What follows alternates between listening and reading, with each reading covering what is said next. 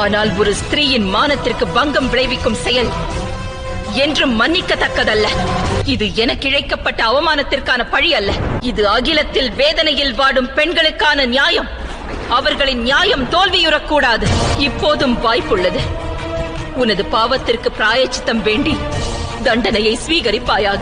இல்லையெனில் நாளை யுத்த களத்தில் இந்த துச்சனை போலவே துரியோதனனும் மடிந்து மண்ணில் வீழ்வான். ஏனெனில் நிகழும் பாரத போரானது தனது இறுதி கட்டத்தை நெருங்கிவிட்டது.